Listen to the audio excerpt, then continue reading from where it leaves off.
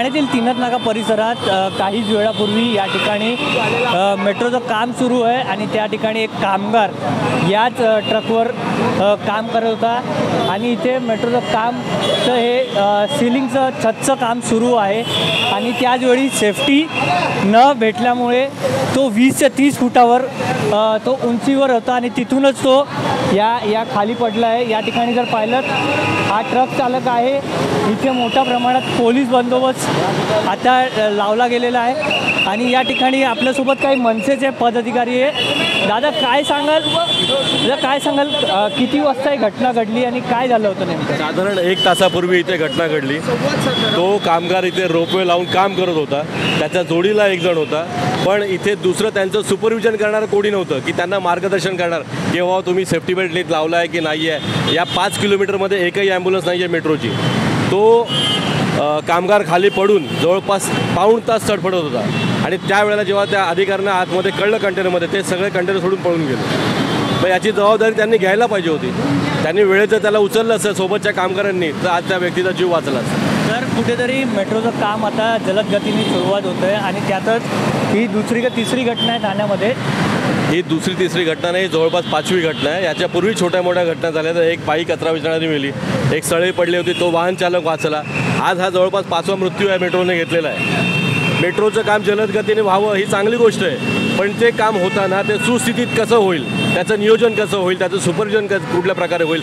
इथून हजारो वाहने रोज जातात, त्यांचा जीव कोण वाचवणार? आज ती व्यक्ती मेली, एखाद्या काही वाहनावर पडलं तर त्याचा सामान्य नागरिकाचा जीव गेला तर त्याला जबाबदार कोण आहे? तर मनसेची आमची मागणी एवढीच राहणार आहे की त्या कॉन्ट्रॅक्टरवर सदोष मनुष्यवधाचा गुन्हा दाखल व्हावा आणि या अधिकाऱ्यांनासुद्धा त्याच कलमाखाली गुन्हा दाखल व्हावा।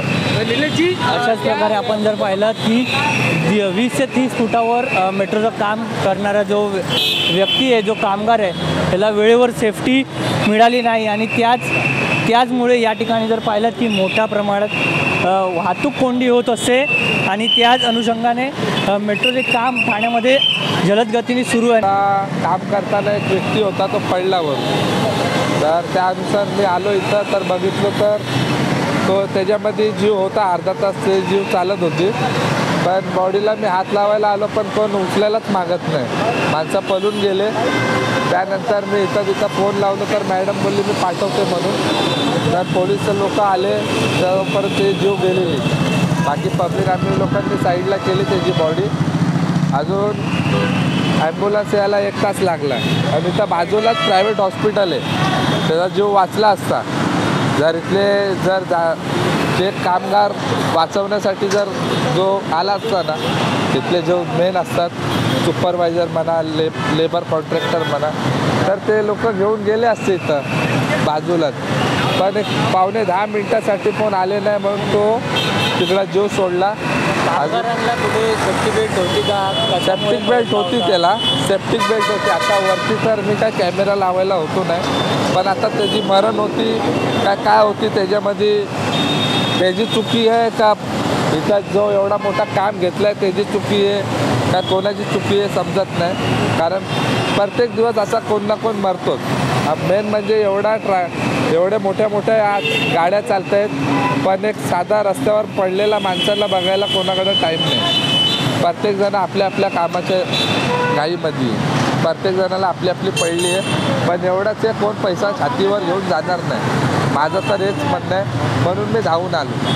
जर कोण घेऊन जात असेल तर तो पण नाही घेऊन गेला, पण त्याच्या घरच्यांना तरी प्रशासनाने काहीतरी मदत केली पाहिजे।